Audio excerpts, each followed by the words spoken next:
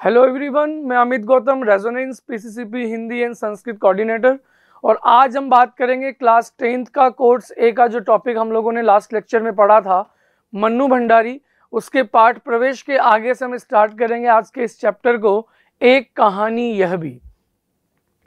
जन्मी तो मध्य प्रदेश के भानपुरा गांव में थी, लेकिन मेरी यादों का सिलसिला शुरू होता है अजमेर के ब्रह्मपुरी मोहल्ले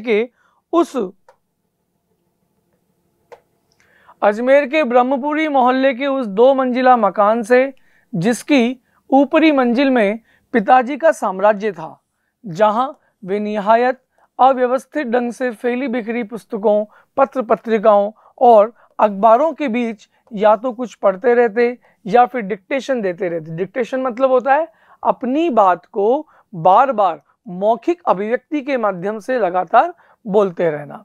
नीचे हम सब भाई बहनों के साथ रहती थी हमारी बेपढ़ी लिखी व्यक्तित्व विहीन माँ। सवेरे से शाम तक हम सबकी इच्छाओं और पिताजी की आज्ञाओं का पालन करने के लिए हमेशा तत्पर बनी रहती। अजमेर से पहले पिताजी इंदौर में थे, जहां बड़ी प्रतिष्ठा थी, बड़ा मान सम्मान था, लोग उनका सम्मान करते थे, बहुत प्रसिद्धि प्राप्त थी, उनका बहुत बड़ा नाम था। कांग्रेस के साथ साथ वे समाज सुधार के कामों में भी जुड़े हुए थे। शिक्षा के वे केवल उपदेश ही नहीं देते थे, बल्कि उन दिनों 8-8, 10-10 विद्यार्थियों को अपने घर में रखकर पढ़ाया है, जिनमें से कई तो बाद में ऊंचे ऊंचे ओहदों पर पहुंचे। ओहदे मतलब पदों पर। उनकी खुशहाली के दिन थे और उन दिनों उनकी दरियादिली के चर्चे भी कम नहीं थे। एक और वे बेहद कोमल संवेदनशील व्यक्ति थे, तो दूसरी ओर बेहद क्रोधी, गुस्से वाले स्वभाव वाले और अहमवादी यानी अहंकार करने वाले। पर यह सब तो मैंने केवल सुना, देखा तब तो इन गुणों के भग्नावेश को ढोते हुए पिता थे। एक बहुत बड़े आर्थिक झटके के कारण वे इंदौर से अजमेर आ गए थे, जहां उन्होंने अपने अकेले के बलबूते पर हौसले से अंग्रेजी हिंदी शब्दकोश के अधूरे काम को आगे फिर से बढ़ाना शुरू किया, जो अपनी तरह का ही पहला और अकेला शब्दकोश यानी डिक्शनरी थी। इसने उन्हें यश, प्रतिष्ठा, मान सम्मान तो बहुत दिया, पर अर्थ नहीं दिया, और शायद गिरती हुई आर्थिक स्थिति ने ही उनके व्यक्तित्व, उनके जीवन चरित्र के सारे सकारात्मक पॉजिटिव थॉट्स को निचोड़ना बिल्कुल शुरू कर दिया हो।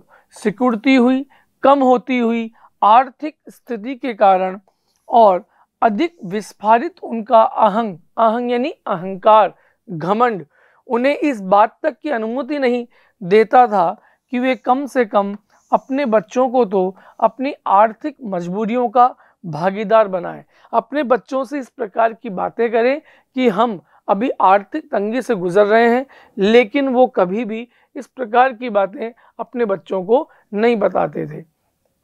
नवाबी आदतें, अधूरी महत्वाकांक्षाएं, हमेशा शीर्ष पर रहने के बाद हाशिए पर सरकते चले जाने की यातना क्रोध बनकर हमेशा माँ को कपाती, थरथराती रहती।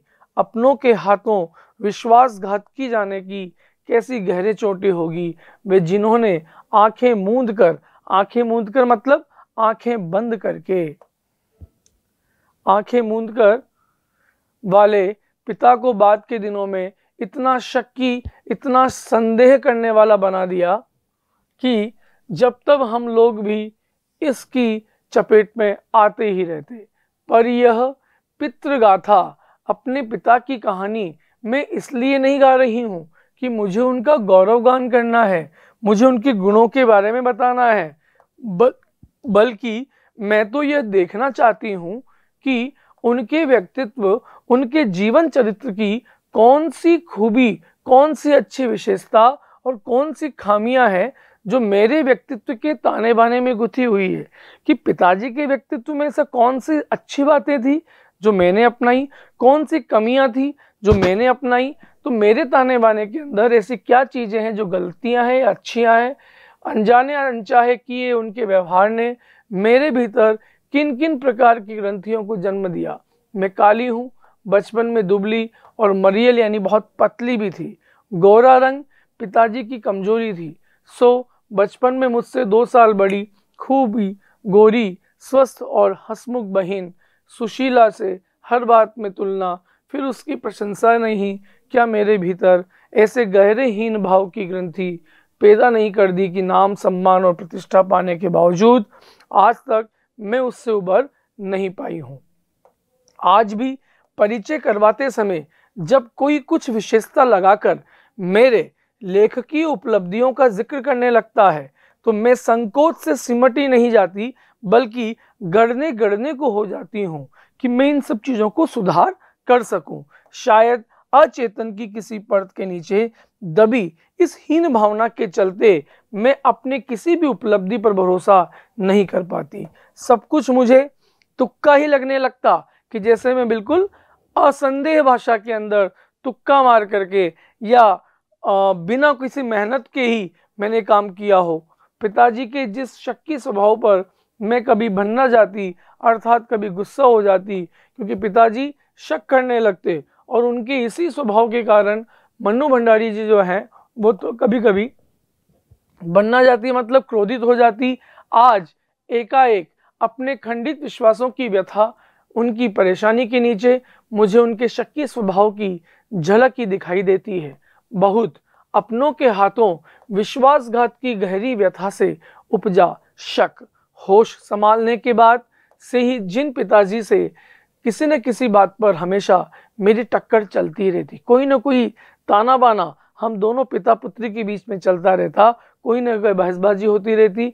वे तो न जाने कितने रूपों में मुझ में है, कहीं कुंठाओं के रूप में, कहीं प्रतिक्रिया के रूप में, कभी प्रतिछाया के रूप में। केवल बाहरी भिन्नता के आधार पर अपनी परंपरा और पीढ़ियों को नकारने वालों को क्या सचमुच इस बात का बिल्कुल एहसास नहीं होता कि उनका आसन्न किसी अतीत किसी कदर उनके भीतर जड़ समाये बैठा रहता है। समय का प्रवाह भले ही हमें दूसरी दिशाओं में बहा कर ले जाए, स्थितियों का दबाव भले ही हमारा रूप बदल दे, हमें पूरी तरह से उससे मुक्त तो नहीं कर सकता। पिता के ठीक विपरीत थी, मैं बिल्कुल ठीक विपरीत थी।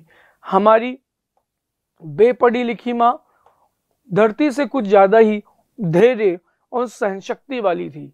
शायद इस प्रकार का धैर्य और संयम उनके अंदर बहुत ज्यादा प्रगाढ़ रूप से विद्यमान था। पिताजी हर ज्यादती को अपना प्राप्य और बच्चों की हर उचित अनुचित फरमाइश और जिद को अपना फर्ज समझकर बड़े सहज भाव से स्वीकार करती थी। उन्होंने जिंदगी भर अपने लिए कुछ नहीं मांगा, चाहा भी नहीं, केवल दिया ही है, चाहे वो हमें दिया हो, चाहे हमारे पिताजी को दिया हो। तो इस प्रकार का उस महिला का स्वभाव था। हम भाई बहनों को सारा लगाव शायद सहानुभूति से उपजा हो माँ के साथ था, लेकिन निहायत असहाय मजबूरी में लिपटा उनका ये त्याग, उनका सैक्रिफाइस कभी मेरा आदर्श नहीं बन सका। न उनका त्याग, न उनकी भलमनसाहत। खैर जो भी हो, अब यह पैतृक पुराण यहीं समाप्त कर मैं अपने विषय पर लौटती हूँ। 5 भाई बहनों में सबसे छोटी मैं थी, कि हमारे पिता के 5 संतान थी, जिसमें सबसे छोटी मैं थी। सबसे बड़ी बहन की शादी के समय मैं शायद 7 वर्ष की थी। उसकी एक धुंधली याद ही मेरे मन में है, लेकिन अपने से 2 साल बड़ी बहन सुशीला और मैंने घर के बड़े से आंगन में बचपन के सारे खेल खेले। सितोलिया हो, लंगड़ी टांग हो, पकड़म पकड़ाई हो, काले टीलो हो, तो कमरों में गुड्डे गुड्डियों के ब्याह भी रचा है। पास पड़ोस की सहेलियों के साथ भी हम दोनों जो बहनें थी वो काफ़ी खेली। यूँ खेलने को हमने भाइयों के साथ गिल्ली डंडा भी खेला, पतंग भी उड़ाई, कांच पीस कर मांझा सूतने का काम भी किया। लेकिन उनकी गतिविधियों का दायरा घर के बाहर अधिक रहता, क्योंकि वो मेल थे। हमारी एक सीमा थी और वो घर के भीतर ही थी।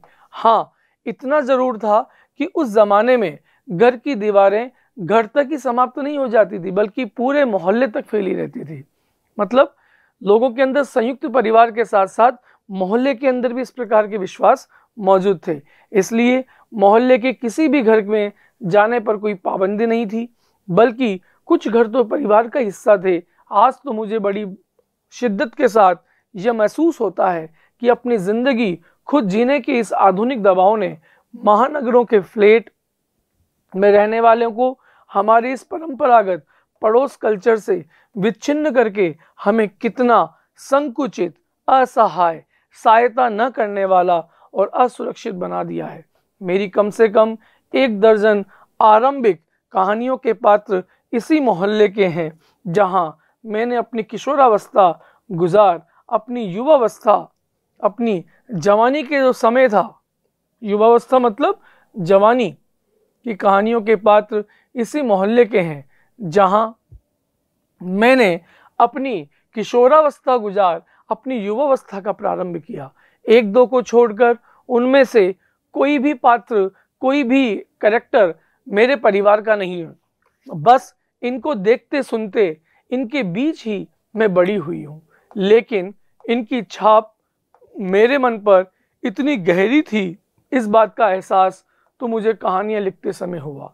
इतने वर्षों के अंतराल मतलब बाद में, इतने वर्ष के बाद भी उनके भाव भंगिमा, उनके चेहरे का हाव भाव, भाषा किसी को भी धुंधला नहीं किया जा सकता था, और बिना किसी विशेष प्रयास के बड़े सहज भाव से वे उतरते चले गए थे।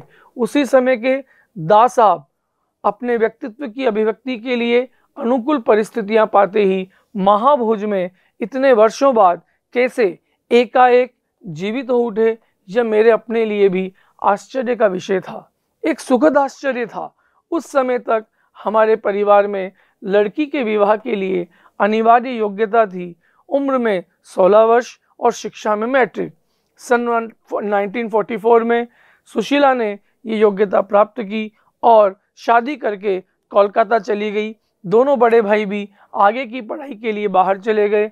इन लोगों की छत्र छाया के हटते ही पहली बार मुझे नए सिरे से अपने वजूद, अपने अस्तित्व का एहसास हुआ। पिताजी का ध्यान भी पहली बार मुझ पर केंद्रित हुआ। लड़कियों को जिस उम्र में स्कूली शिक्षा के साथ साथ सुघड़ गृहिणी, एक अच्छी गृहिणी, अच्छे परिवार को चलाने वाली, कुशल पाकशास्त्री मतलब एक अच्छा भोजन बनाने के नुस्खे जुटाए जाते थे। पिताजी का आग्रह रहता, पिताजी हर समय मुझे निवेदन करते रहते थे कि मैं रसोई से दूर ही रहूं। रसोई को वे भटियार खाना कहते थे कि जो केवल प्रोफेशनल लोग बनाते हैं। उनके हिसाब से वहां रहना अपनी क्षमता और अपनी प्रतिभा को भट्टी में झोंकना, इसलिए उसको भटियार खाना कह दिया। ये प्रश्न आ सकता है कि भटियार खाना रसोई को क्यों बोलते थे, कि वहां जाने वाला अपनी क्षमता, अपनी प्रतिभा का कभी प्रयोग कर ही नहीं सकता। वो आखिरी मंतव्य है। घर में आए दिन विभिन्न प्रकार की राजनीतिक पार्टियों के जमावड़े होते रहते, जमकर बहसें होती रहती। बहस करना पिताजी का प्रिय शगल था। चाय पानी या नाश्ता देने जाती तो पिताजी मुझे भी वहीं बैठने को कहते। वे चाहते कि मैं वहां बैठूं, सुनूं और जानूं कि देश में चारों ओर क्या चल रहा है, क्या घट रहा है। देश में भी हो तो भी कुछ रहा था। सन 42 के आंदोलन के बाद से सारा देश खोल रहा था। सबके मन में भारत की आज़ादी के प्रति एक जज्बा, एक जोश था, कि लेकिन विभिन्न राजनीतिक पार्टियों की नीतियां, उनके आपसी विरोध या मतभेदों की तो मुझे दूर दूर तक कोई समझ नहीं थी। हाँ, क्रांतिकारियों और देशभक्त शहीदों के रोमानी आकर्षण, उनकी कुर्बानियों से ज़रूर मन बहुत आक्रांत रहता था कि किस प्रकार से क्रांतिकारी, हमारे आंदोलनकारी किस प्रकार से भारत की आज़ादी के लिए अपनी शहीदी दे रहे हैं, किस प्रकार से अपनी कुर्बानी देने को पीछे नहीं हटते। इससे उनका मन, मन्नू भंडारी का मन बहुत ज़्यादा आक्रांत रहता।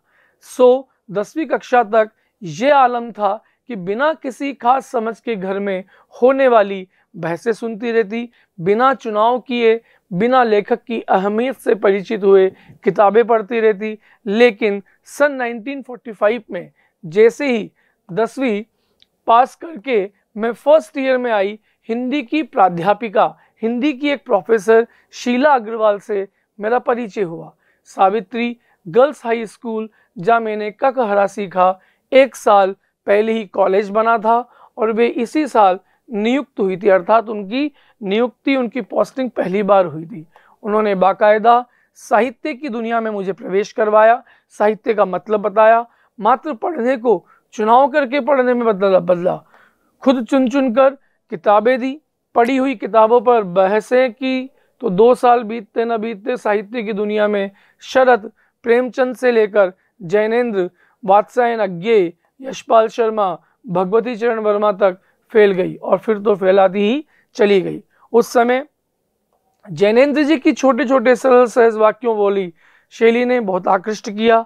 सुनीता जो उनका उपन्यास है बहुत अच्छा लगा था। अज्ञेय जी का उपन्यास शेखर एक जीवनी पढ़ा जरूर, उस समय वह मेरी समझ के सीमित दायरे से बहुत बाहर था। कुछ सालों बाद नदी के द्वीप पढ़ा तो उसने मन को इस कदर बांधा कि उसी झोंक में शेखर को फिर से मैं पढ़ गई, अर्थात उस उपन्यास ने शेखर एक जीवनी उपन्यास को पढ़ने के लिए बहुत ज्यादा मोटिवेट किया। इसी संदर्भ में जैनेन्द्र का त्यागपत्र, भगवती बाबू का चित्रलेखा पढ़ा। शीला अग्रवाल के साथ साथ लंबी लंबी बहसें करती हुई उस उम्र में जितना समझ सकती थी हमने समझा। शीला अग्रवाल ने साहित्य का दायरा ही नहीं बढ़ाया था, बल्कि घर की 4 दीवारी के बीच बैठकर देश की स्थितियों को जाने समझने का जो सिलसिला पिताजी ने शुरू किया था, उन्होंने वहां से खींचकर उसे भी स्थितियों की सक्रियता, एक्टिवनेस में बदलने की कोशिश की। सन 46 और 47 के वो दिन, वो स्थितियां, उसमें वैसे भी घर में बैठे रहना असंभव था। प्रभात फेरी निकलती, हड़तालें होती, जुलूस, भाषण, हर शहर का चरित्र था और पूरे दमखम और जोश खरोश के साथ इन सब से जुड़ना हर युवा का उन्माद, वो जोश था। मैं भी युवा थी और शीला अग्रवाल की जोशीली बातों ने रगों में बहते खून को लावे में बदल दिया था। तो वो जो दिन थे वो स्वतंत्रता आंदोलन से संबंधित थे। उन दिनों के अंदर मनु भंडारी के अंदर भी इस प्रकार की चीजें और भी मनोभाव जागृत करने का काम करते। आज के लिए धन्यवाद।